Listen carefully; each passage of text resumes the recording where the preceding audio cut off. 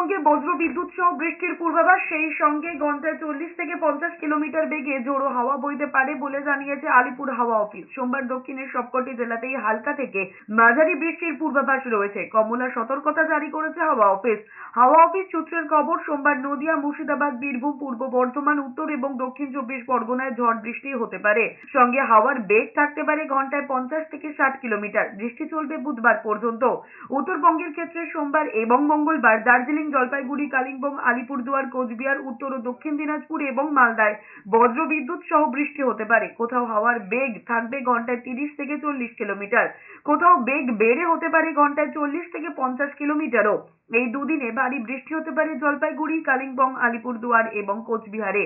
হাওয়া অফিস জানিয়েছে 23 মের মধ্যে দক্ষিণ পূর্ব বঙ্গোপসাগর এবং তৎসংলগ্ন আন্দামান সাগরে একটি নিম্নচাপ অঞ্চল তৈরি হতে পারে। সেখান থেকে নিম্নচাপ তৈরি হওয়ার সম্ভাবনাও রয়েছে। নিম্নচাপ যদি তৈরি হয় তা ঘনীভূত হয়ে উত্তর এবং উত্তর পূর্ব দিকে অগ্রসর হতে পারে। এই নিম্নচাপ শক্তি বাড়িয়ে ঘূর্ণিঝড়েও পরিণত হতে পারে।